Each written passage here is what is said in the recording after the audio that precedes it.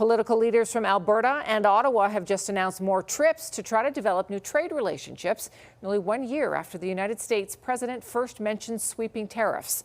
Alicia Fieldberg reports on how some businesses are coping with the trade-related turbulence.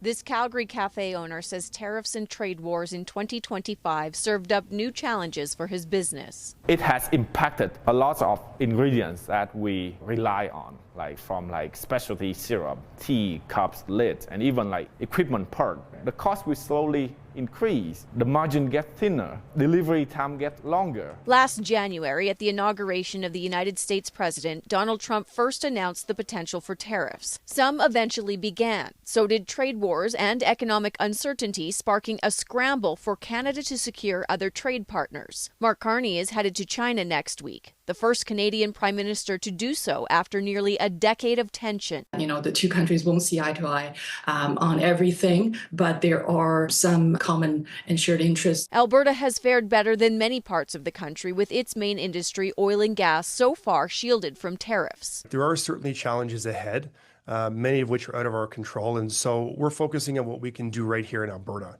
The province is pressing for quick action on the Memorandum of Understanding to get more oil and gas to the West Coast, and has more trade missions planned. Looking for buyers for Alberta manufactured products. Defense spending is a big conversation happening, and I believe Alberta is a fantastic jurisdiction for defense manufacturing, and so we're going to continue to press that message on the world stage. For Canadian consumers, tariff-related pressures increased some costs and influenced spending trends, including a steep drop in travel to the United States. That is massive. That 30% reduction is really driven by people choosing to not spend their dollars in the United States and choosing to either stay at home or vacation somewhere in Canada. Business owners are also sending a message with where they spend their dollars. It pushes us to work harder to source local when possible. And I keep my eyes on news to see what we can do, what is the opportunities for us to tackle those challenges. Alicia Fieldberg, CTV News, Calgary.